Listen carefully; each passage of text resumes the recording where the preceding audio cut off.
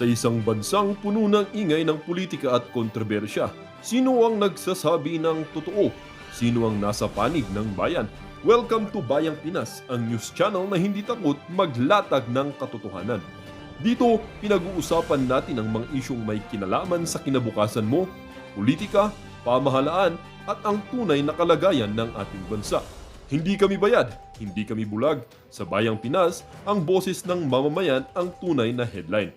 Kaya kung sawang-sawa ka na sa mga baluktot na impormasyon at scripted na kwento, dito ka na. Dito sa Bayang Pinas, tayo ang bantay at boses ng bayan.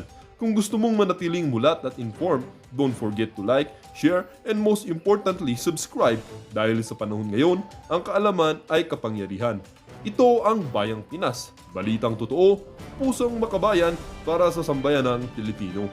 Tara na't alamin ang tunay na balita.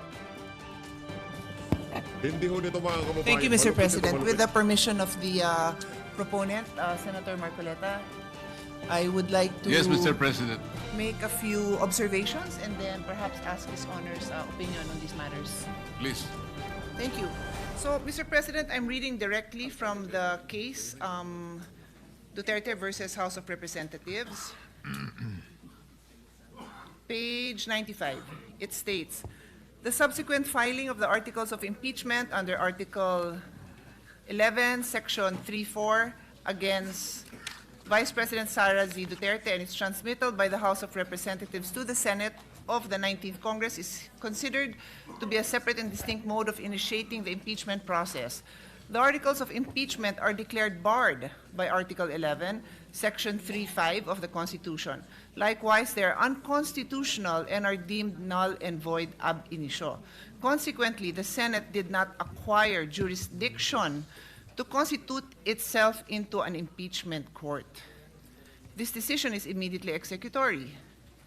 It shall be deemed served on petitioner and released upon publication in the Supreme Court website and receipt of the parties of their digital copy in accordance with AM number 250516 SC or the guidelines on the transition to electronic filing in the Supreme Court. So, I read this into the record, Mr. President, because I'd like to emphasize a few key phrases. The Senate did not acquire jurisdiction to constitute itself into an impeachment court. I'll start with that one, and then the second one is this decision is immediately executory. So, pag sinabing the Senate did not acquire jurisdiction to constitute itself into an impeachment court, and yet the fact remains that we did constitute ourselves into an impeachment court, then what are we supposed to do? Because the Supreme Court tells us that we did not acquire jurisdiction. As most lawyers, well, all lawyers should know, when the Supreme Court tells another body, usually it's the lower court or sometimes it's a government agency, and the case was by our accepted rules elevated to the Supreme Court. They tell them you have no jurisdiction. The only thing you do is, what do they call it? There's a term, you have residual powers. And those residual powers basically simply allow you to dispose of the case as per instructions of the Supreme Court. Is that the understanding of His Honor? Yes, Mr. President. Actually, residual powers apply also under Section 135. Yun po yung sinasabi ko kanina. Grabe itong mama na to. Sobrang nabilib ako. Wala akong bulong-bulong to, walang index card to. Nasa gitna ho siya ng plenaryo. Walang bubuyog na ikangan itong si Atty. Rowena Guanzon. Walang bubuyog na paligid-ligid sa kanya. Utak lang ho talaga, mga kababayan. Palakpakan ho natin. Ito si Senator Rodante Marcoleta, pambihira. Oo, napakahusay talaga ng idol natin. Ibang klase ho. Hindi ko po sinabi kanina na I am invoking that because the rules of court are there. Hindi po yun. Kasi legislative department po ang sinabi ko doon. Kasi wala pong applicable rules. Pwede po yun, ma'am, Mr. President. Kasi ang akin po, I've tried all my life to be a dutiful citizen, and Alan knows I was a good daughter, a better daughter than he was a son in terms of following our father's rules. Pag sinabing, hindi mo pwedeng gawin yan, wala kang karapatan na gawin yan, Hindi ko gagawin yon. At kung ginawa ko yon, babawiin ko. Kasi nga sinabi sa akin na wala akong karapatan na gawin yon. So, yun ho ang iniintindi ko. I am one of 5, tama bang bilang ko, 5 lawyers here in the Senate. And I'm trying to do my job as a senator and as a lawyer. I am trying to listen carefully to our colleagues who have expressed their desire to constitute ourselves as an impeachment court.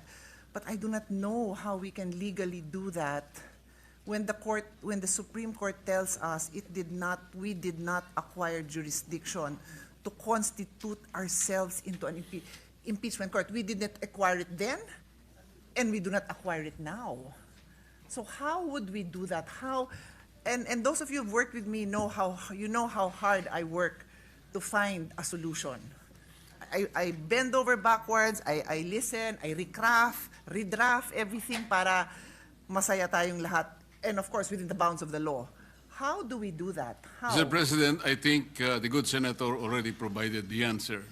By using the Senate's residual power, kung titignan po niyo yung definition ng residual power, hindi po talaga nakasulat yung power per se. Ngunit inherent sa opisina Ako yun, yun. Kaya tinawag pong ko, residual kasi nga- power.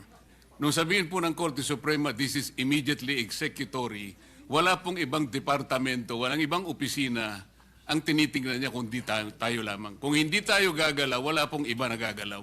At mananatili pong nakahang ang isyong ito, Mr. President.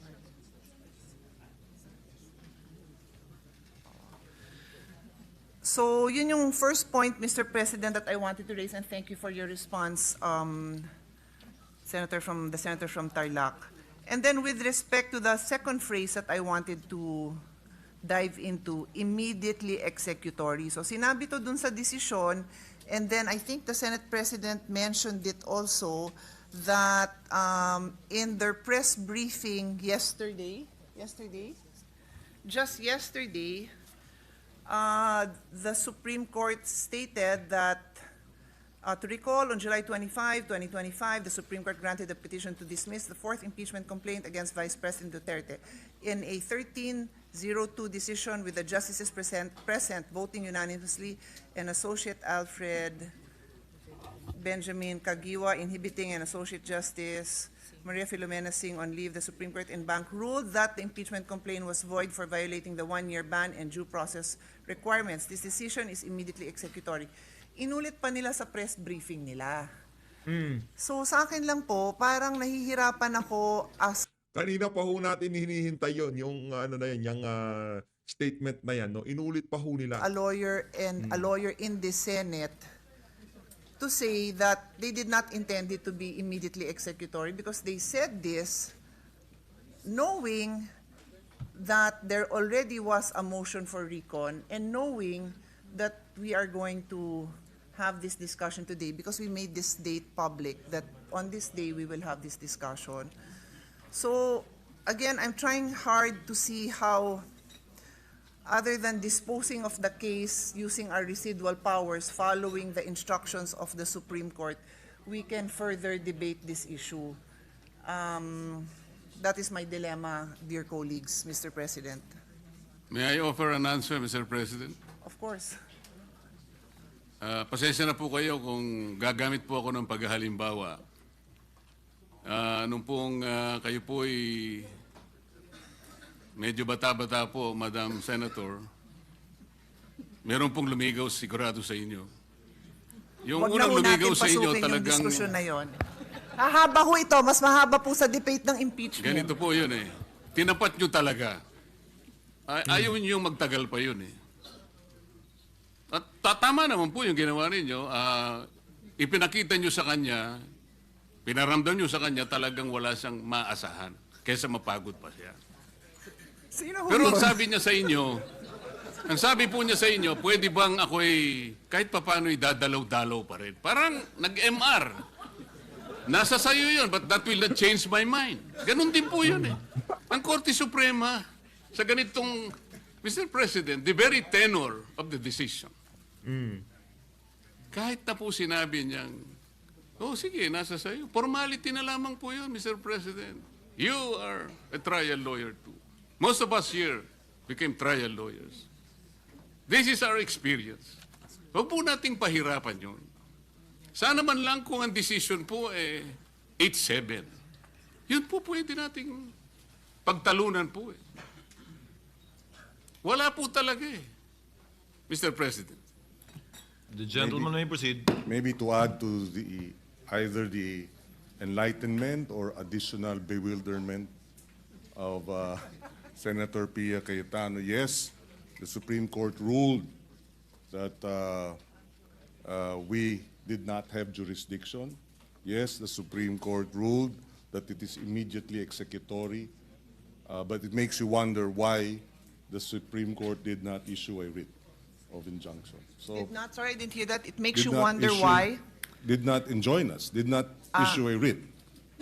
It could have, but it did not. So, yeah, your guess is as good as mine, because if they really wanted us to end this, then why didn't they enjoin us? Just to add to the bewilderment and the enlightenment, what is there to enjoin when we never acquired jurisdiction according to them? Nako! Matata na naman. What is the pleasure of the Itong Honorable si Ontiveros? Boy Pichay. Thank you, Mr. President. Masyado Dalawang natin dagdag na punto lang para sa diskusyon natin. Siya pa to. Precisely Dumagdag regarding pa to. the immediately executory na kababanggit lang ni Senator Pangilinan at inulit din kanina ng good gentleman from Tarlac at pati ng good gentlewoman from Taguig Pateros, immediately executory. Still, Mr. President, there is no defiance here dahil the ruling, hindi pa rin po final siya. And even if the ruling states that it is immediately executory, at kahit inulit po yon dun sa recent na anunsyo ng Korte Suprema tungkol sa MR, even if the ruling states that it is immediately executory, the court itself in many cases has explained that this does not mean self-executory. Immediately executory does not mean self-executory. Section 1, at ito kaugnay ng kasasabi ni Senator Pangilinan, Section 1, Rule 39 of the 2019 Rules of Court states that execution shall issue as a matter of right on motion. This means that a writ of execution issued upon a motion is necessary for the execution of a decision. At this point, Mr. President, wala pa pong iniuutos ang Korte Suprema sa Senado.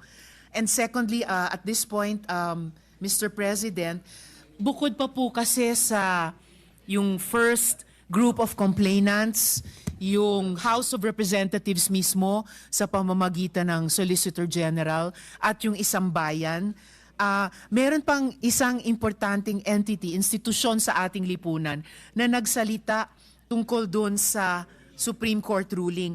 At ito po ay isang entity sa mass media, ang ABS-CBN. Meron po silang anunsyo, ABS-CBN news statement on articles cited in the Supreme Court decision on Vice President Sara Duterte's impeachment. At gusto ko lang i-make of record dito, Mr. President. Sabi nila, ABS-CBN News respectfully clarifies that the article cited in the Supreme Court decision on the impeachment of Vice President Sara Duterte did not state that the House of Representatives transmitted the articles of impeachment to the Senate without a plenary vote. The ABS-CBN statement, Mr. President, calls into question the factual premises of the SC decision. Isa po ito sa binabanggit na numerous factual errors. If the very factual premises were wrong, the legal conclusion cannot be relied upon. With due respect, salamat po, Mr. President. Majority Floor Leader. Yes, Mr. President, last but not the least is a quick manifestation from the distinguished gentleman from Palawan, Senator Erwin Tulfo. I move that he be recognized, Mr. President. Senator Erwin Tulfo is recognized. You Ayun na may si proceed, Erwin, sir, Erwin, if the gusto ko marinig ang sasabihin itong mama na to gentleman will Okay. so yield. Yes, Mr. President. Ginoong Pangulo, bilang bagong senador, ako po nais ko pong maliwanagan dahil kanina pa po ako nagugulamihanan sa mga pangyayari. Dahil 3 motion po ang nakasala ngayon. Motion to dismiss, motion to table, motion to archive. Yung pagkaintindi ko po ngayong Ako wala ako dyan, naiintindihan ko usapan eh. Baka kung ano-ano iniisip mo. Yung motion to archive, yun yung motion to dismiss ni Senator Rodante Marcoleta. Pinapalit kasi walang motion to dismiss para walang maraming usapan. Yan naman motion ni Soto, i-table yung motion nitong si Senator Rodante. Uwi ka na nga sa inyo. araw, dalawa lang po ang ating pagdidesisyonan. Nalilito Kung ka. tayo ay i-dismiss na natin ito, o tayo po ay magkakaroon ng trial. At nag-aantay po ang taong bayan. At lumalalim na po ang gabi. Kaya ang tanong ko po ngayon, are we actually going to vote later or sa ilang saglit? At ano po ang ating pagbobotohan, Ginoong Pangulo? Yan lamang po. To answer the query of the good gentleman, there are only 2 pending motions. The motion to table by the distinguished minority floor leader, which has precedence over the earlier motion of Senator Marcoleta, supposedly to dismiss, but that he acceded to amend it accordingly, and he will state the motion before we put it to a vote after we dispose of the motion of the minority floor leader to table. So dalawa lang po yung pagbobotohan at dahil sabi ng kagalang-galang ng puno mayoriya na kayo na po yung huling magmamanifest, tutungo na po tayo doon. Maraming salamat po. Yan, With that, butuhan Mr. na, President, butuhan na. Nako, yan na. and no member wishes to interpolate. The minority leader is also seeking the floor. Ramdam ho kasi ni Soto eh. Ramdam niya. Nararamdaman niya na matatalo The siya. minority Minority Mr. leader is President. recognized. What is your pleasure, sir? Thank you, Mr. President. Just one last push, so to speak. The gentleman may proceed. Push na. Anak ng toka. Brad, We're not saying that we no, talo ka na. Ngayon, di pa kayo mapagkakatiwalaan. Pagka may caucus, wala nang maniniwala sa inyo dyan. Meron na palang napag-usapan sa caucus na pagdidibatihan tapos pagbobotohan. Anak ng toka, bandang huli, nung nag-umpisa na, iba na sinasabi. Ganyan ho ang utak ng mga nakapaligid kay Tambalusos at kay Marcos Jr. Hindi mo pagkakatiwalaan. Walang isang salita. defy the Supreme Court Oh, decision. We're simply saying, wait. Patience is a virtue.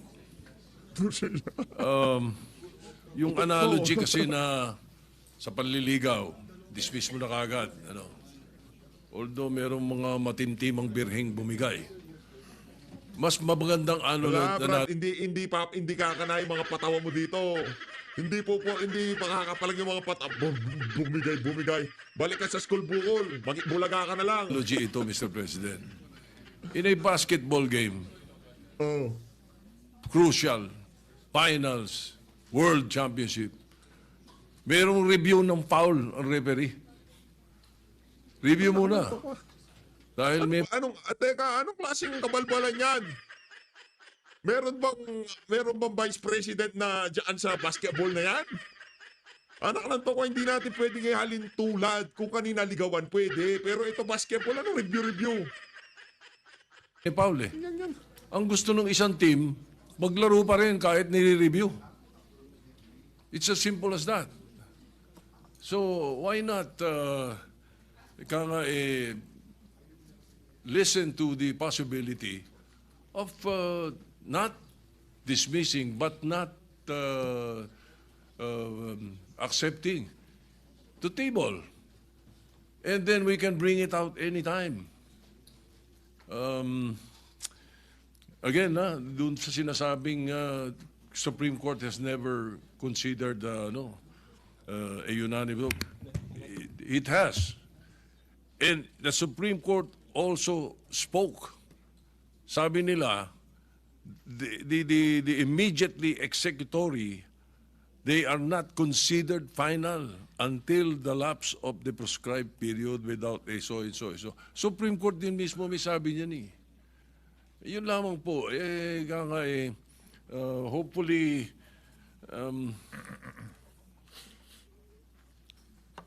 kung speculation na pinag-uusapan natin, stating that the Supreme Court will not reverse its unanimous decision is also speculative.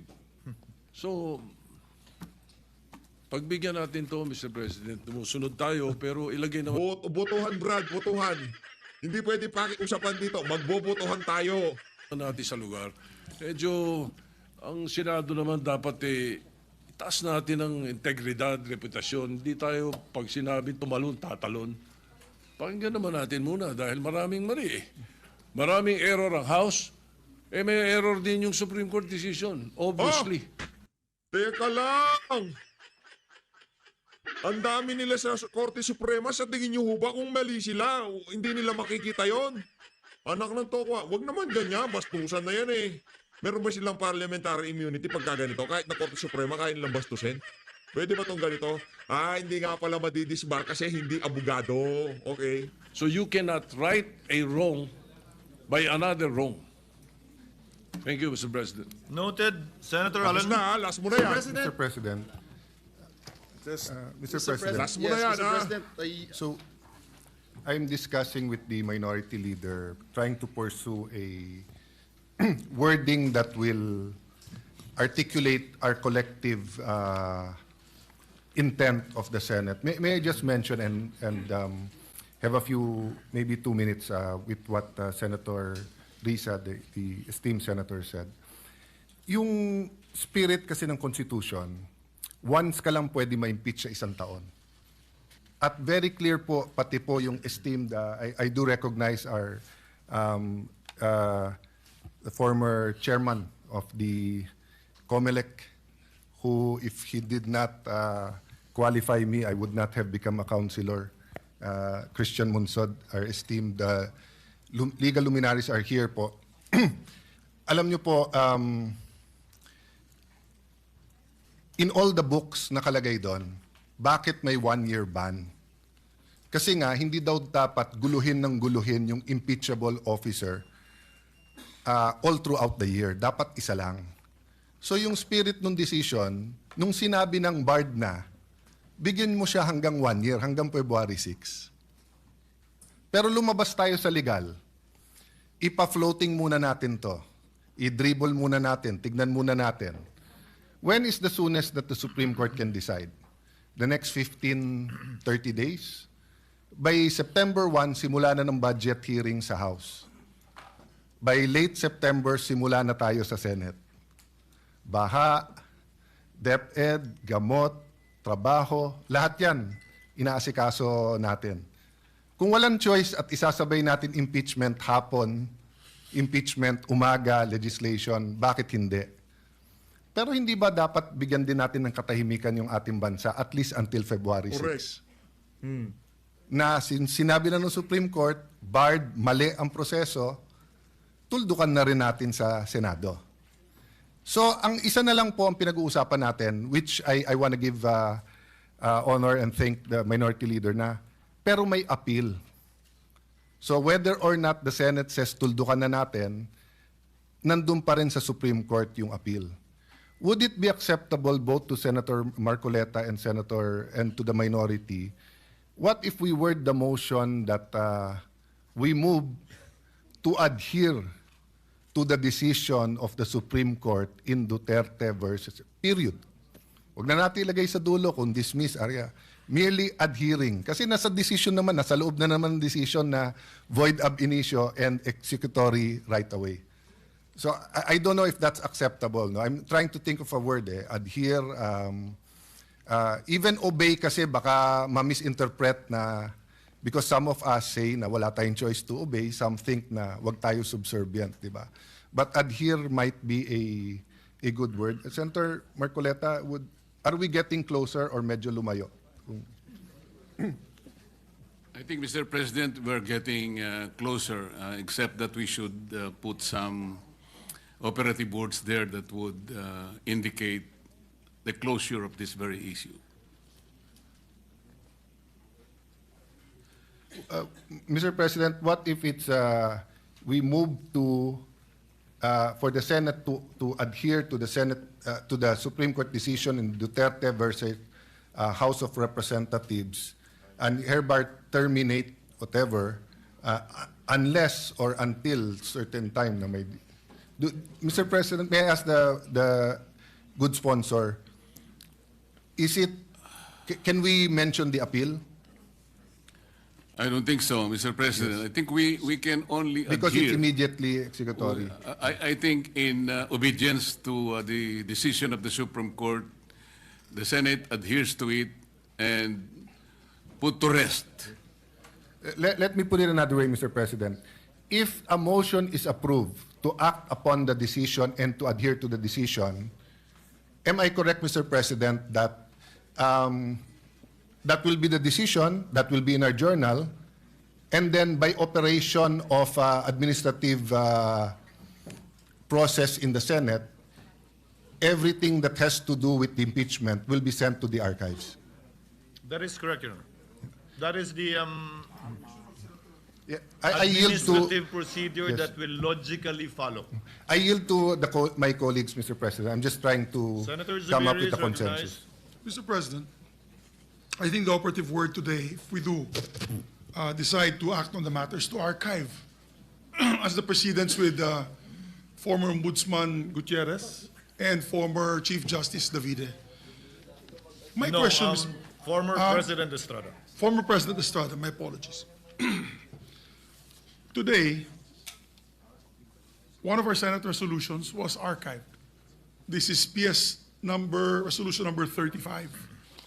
And it's really simple, a simple amendment to the rules. But my question, Mr. President, is nothing can stop us from pulling it out of the archives and taking it over once again in plenary. Is that correct, Mr. President? That is correct, Your Honor. Besides, although the Supreme Court said that the Senate never acquired jurisdiction and that the articles of impeachment are void, null and void ab initio from the beginning, we cannot deny the fact that the articles of impeachment were in fact sent to the Senate, that the Senate convened and sent out certain orders and summons. Dito natin napatunayan na magaling talaga itong si Chis Escudero compared to Soto na maging Senate President. And these are all part of the records. So it's but natural, although it was declared unconstitutional and that the Senate never acquired jurisdiction, for us to still include that as part of the records of the Senate, because it is part of the Senate's history. Yes, and precedence tells us that we have done so in the past. That is correct, Your Honor. So, would it be proper to say that it will be archived without prejudice to the decision from the final decision of the Supreme Court from the motion for reconsideration?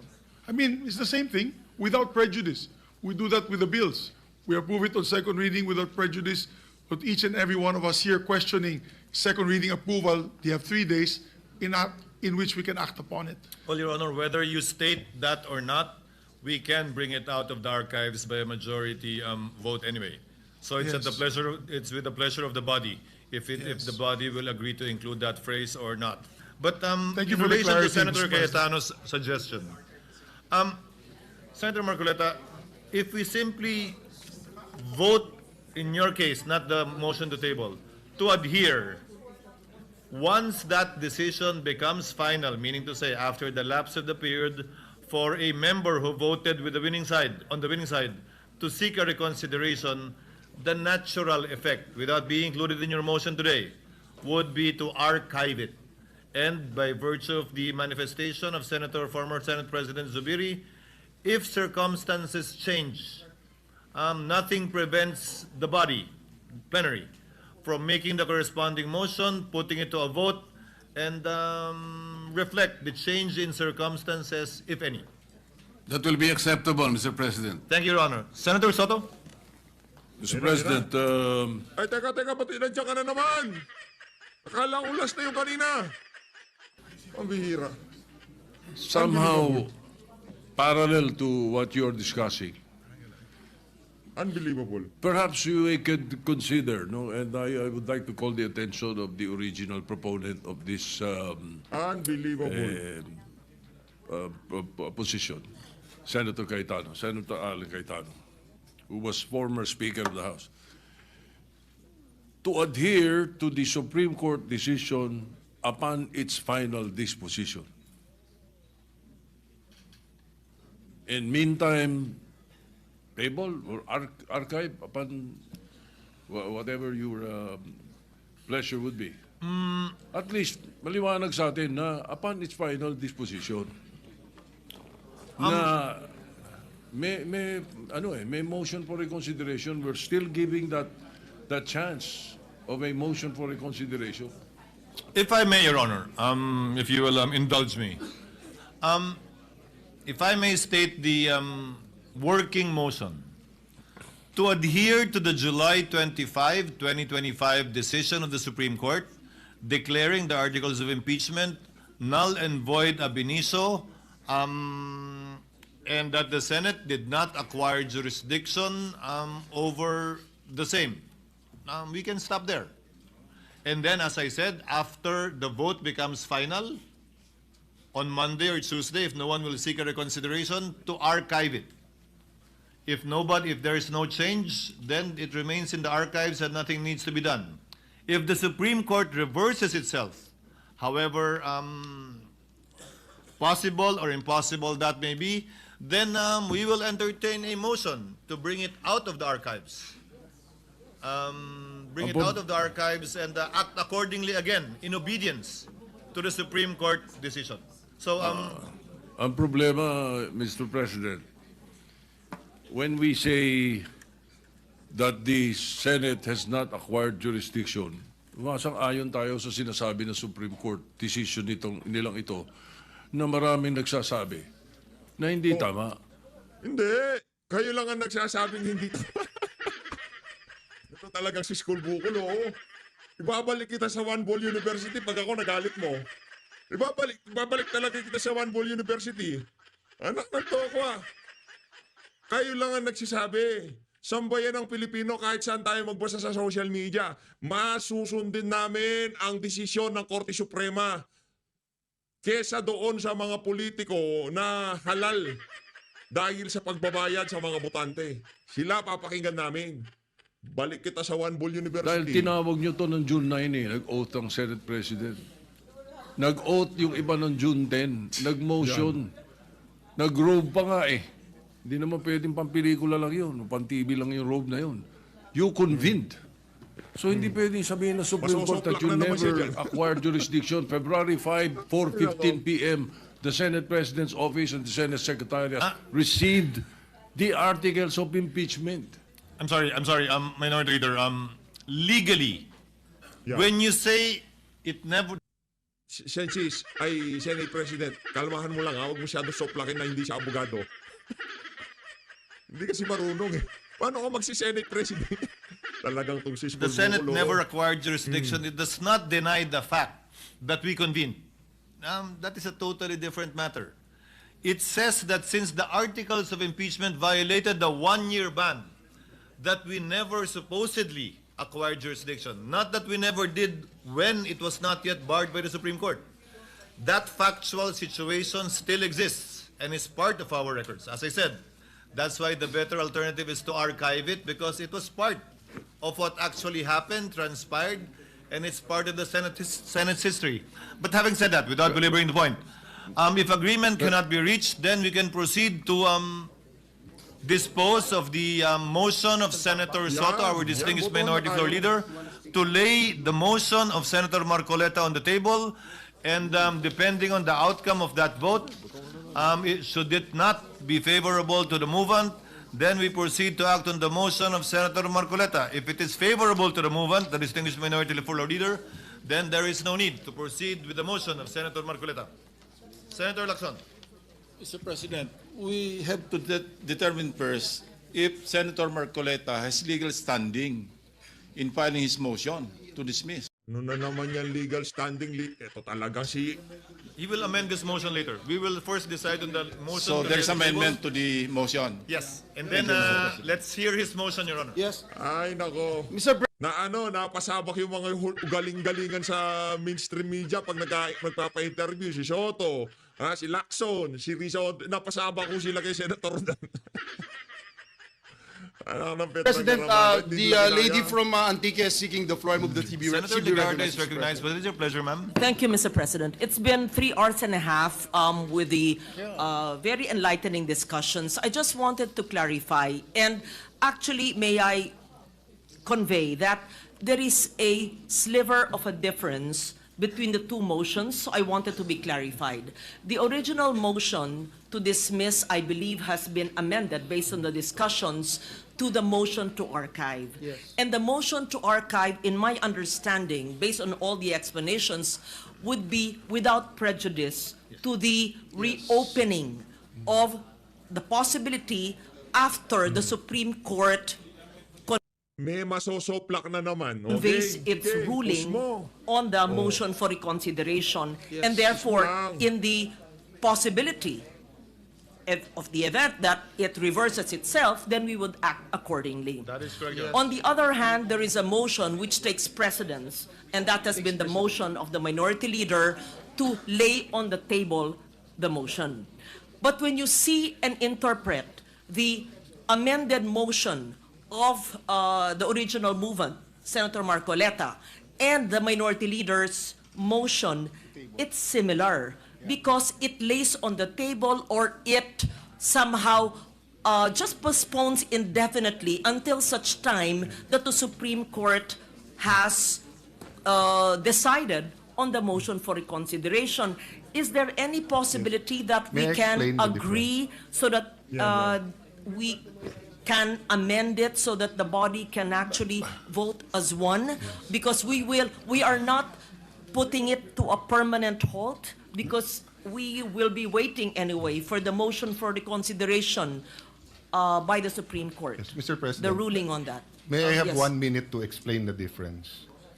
I know that there is, Yeah. let me state, I know there is a difference. I was just trying to bridge Yes. the difference so that there is no need for a painful vote. Yes, I will just explain the yes. difference so that Ano painful vote? Ramdam nyo na ba?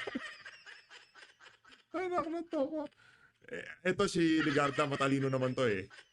Matalino naman yan. Di ko lang alam kung saan napunta yung utak niya. we know... Senator Cayetano is Yes. recognized with the permission Yes. of Senator Orintol. Thank you. Mr. President, the reason why I want to explain the difference, para malaman natin bakit malapit pero malayo. Yes, okay. Because when you laid it on the table, ang ibig sabihin niyan, buhay pa yung impeachment. Samantalang sinabi ng Supreme Court, immediately executory. So pag lay on the table, buhay pa yan, pero mamamatay yan paglabas ng MR. Pag in-archive mo, baliktad. Patay na yan. Kasi sinabi na ng Supreme Court, immediately executory. Void ab initio. Pero mabubuhay yan pag binuhay ng Supreme Court. Now, ang ibinigay na po ni Senator Marcoleta sa atin, pumayag na siyang tanggalin yung word na dismiss. Because nga, even I question, we're going to dismiss, wala nga jurisdiction. Although there's a Supreme Court ruling saying na pag wala ka na magawa, walang jurisdiction, i-dismiss. So the proposal, which is accepted by Senator Marcoleta, is that we adhere to the decision and then archive it. So ang natural effect nun, sinunod natin yung Supreme Court na immediately executory. Wala tayong, we cannot say na tama to, malito, malito. You only have two choices. Do you follow the Supreme Court or you don't follow? You cannot say tama to, malito. So that's I think that's the level of disagreement. Okay, I Mr. take Chair. note of that, and I was trying to have a unanimous vote and trying to bridge the two motions, which, based on Rule 31, there is actually no motion to archive, but actually every day we archive in our referral. So because of that practice, then that motion is therefore acceptable. Having said that, Mr. President, let me just summarize what we are voting on. We're actually, and I will just say it, the very, very short dispositive portion of the Supreme Court decision.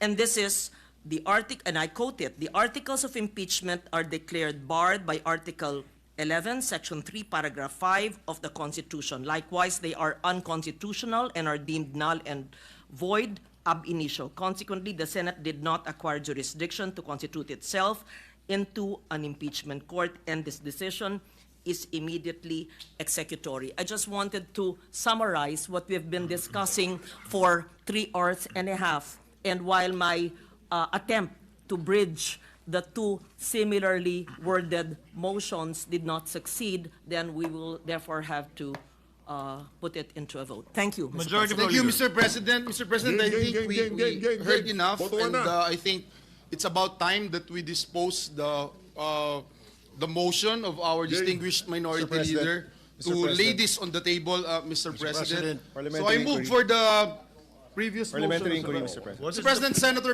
Aquino is seeking the floor. What is the parliamentary inquiry of Senate? Wala, di na kayo natapos. Ano ba yan? Hindi makapag-proceed ang botohan. Ramdam nyo ba na matatalo kayo sa botohan? Ano ba nangyari dyan? Hindi nyo naman kasi kinukumbinsi yung mga kasama nyo. Yan ang hirap sa inyo. Binubuwisit nyo sila. Sila pilit nilang rinirespeto ang desisyon ng Korte Suprema. Kayo naman binubuwisit nyo. Senator Aquino. Mr. President, may I get earlier Senator Kailan Cayetano talaga? talked Oo. about the differences between a motion to table and motion to archive. May I get an official response, Mr. President? Is that really the difference? Your Honor, we have not yet heard. Meron na namang isang masosoplak. Oh, yan, sunod-sunod sila eh. Lahat ng umaharap, pumaplakda. Laging tunaw yung mga argumento nila The lahat. motion of Senator Marcoleta. No, Mr. President, a motion to archive and a motion to table, for us laymen, it sounds similar. Sa totoo lang, Mr. President. Anong pinagkaiba niya, Mr. Hindi President? namin alam yan. Senator Aquino, I mean, what Senator Soto, that's why I prefer that we act on the motion. What Senator Soto is seeking to table is not the articles of impeachment nor the impeachment case, but the motion of Senator Marcoleta, which we haven't heard. Okay. So when we decide on the motion to table, the motion of Senator Marcoleta, not the articles of impeachment. Yes. And the motion to archive are the articles of impeachment, Mr. President. Yes. Yun yung pinagkaiba niya. Yes. Thank you. Yes. Talaga mambini Senator talaga Soto? My motion to table Soto na anak ng Petrang Garapata. Ayaw ko na, Soto. Hindi ka na nagsawa. Hindi tayo matatapos dyan. was to table the motion of Senator Marcoleta. The That's motion exactly to what I dismiss. said, Your Honor. Yes. Oo. That's exactly what I Kasi said. nakikinig. That is That not, the motion to table pertains to the motion of Senator Marcoleta, Di kasi nakikinig tong si School Bukol. to dismiss. not the articles of the- impeachment. The motion of Senator Marcoleta, if at all, would pertain to the articles of impeachment and or the impeachment case. And if I may add, Mr. President. Senator Pangilinan? Well, the motion to archive, Senator Pangilinan, we're not yet there. well, okay, the motion to table, the motion, then frees us from the debate of whether or not we have the power as a Senate in plenary to address the impeachment complaint. The chair said that earlier. Yes, and therefore. We will first put Okay. to a vote the motion to table of our distinguished minority floor leader, which under our rules has precedence over the motion of Senator Marcoleta, although made earlier. Depending on the outcome of that vote, then we will act on the motion of Senator Marcoleta accordingly. Senator Estrada. Mr. Yan, President, Senator you Estrada. have been listening to all the manifestations of almost all senators who stood up. Mr. President, it has been 4 hours listening to Naburyong na eh. several. Naburyong na to si Senator Giganak ng taong 4 na oras na tayo dito. Saan ba yun ang Pilipino nanonood? Itong si Soto, si Risa, si Lacson at itong si Kiko, pabalik-balik lang naman. Several manifestations of our colleagues, and it is about time that we decide right away the pending motions before us.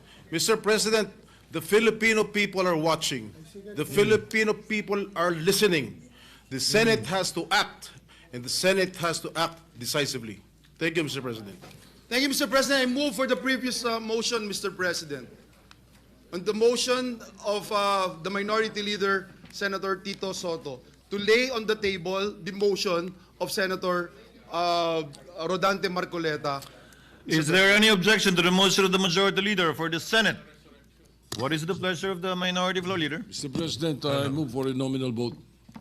Yeah, nominal The vote. chair has Yeah, every intention of nominal doing vote that, tayo. Your Honor. There is a motion to vote on the motion of Senator Soto to lay on the table the motion of Senator Marcoleta pertaining to the articles of impeachment vis-a-vis and in light of the Supreme Court decision of July 25, 2025. To explain, a yes, affirmative, or aye vote supports the motion of the Honorable Minority Leader, and it therefore means that we will not act on the motion of Senator Marcoleta today. A nay vote, a no vote, means that the motion of Senator Marcoleta will not be laid on the table and that we will act and vote upon it today. Senator Lacson? Later on, we'll know the amendment. Senator Lacson, so that it's on the record, please. So you're only referring, Mr. President, to the motion to dismiss? Ay, nako. No, motion to table. Just the motion to table. Just the motion to table, Your Honor, because we are not yet there. Hindi mo rin naman masisi yung mga nagre-react eh. Kasi paulit-ulit na lang eh. Ba't nagtatanong kayo? Di ba kayo nakikinig sa pinag-uusapan eh? Sarili kayong discussion dyan sa gilid? Parang my school bukol, dinamay mo kasi. There being no objection, the motion is of the... Yes, Senator Zubiri. Yes, Mr. President, being a former Senate President and being former Majority Leader, I'd like to ask the audience to restrain from commenting or laughing, please. Well, we are in a, for me, it's a sacred place. It is in the August chamber of the Senate that we have decorum. May we ask for decorum from those who are watching within the plenary, Mr. President. Actually, they have been silent for the past 3.5 hours. Chair would like to remind the people in the gallery to kindly respect the processes and procedures of the Senate and to avoid any claps, any jeering or comments so that we can proceed with roll call vote. Yes, with due respect, because I heard a lot of laughing after the poor gentleman from our good friend, Senator Lacson, asked only for a clarification of the vote that will happen in a few seconds. Hindi ko masisi yung mga nasa gallery. Kasi paulit-ulit na lang eh. Hindi ba kayo binabasa nga ni kung ano yung pagbobotohan tapos bigla kang tatayo, manggugulat ka. Babanat ka na, ayun ba ang pagboboto? Ay, sinasabi. The Sergeant at Arms is so directed. Just proper decorum, because this is a very important vote and it's a very serious vote that will be taking place. Thank you.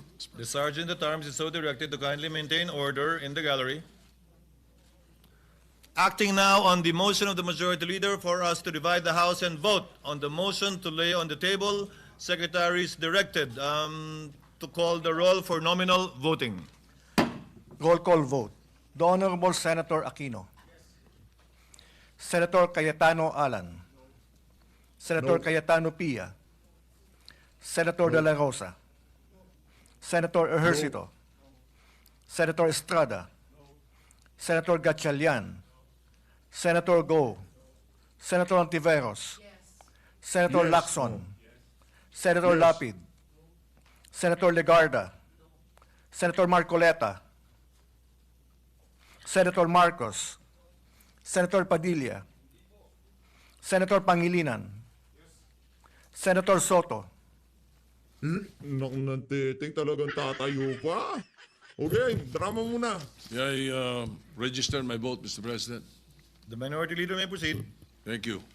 Mr. President, the Supreme Court decision is now pending appeal. It is prudent to wait for the results rather than prematurely archiving, if not dismissing, because I know for a fact, once it is archived, it is dead. So what happens if the Supreme Court reverses itself? Clear and blatant errors are present in the ruling of the Supreme Court. First, they misunderstood the legislative process in assuming that the 19th Congress adjourned sine die in February 5. Grave error. thus effectively dismissing the first 3 complaints, paving the way for them to say na ano pala, yung 1-year ban violate. The archiving of the 3 complaints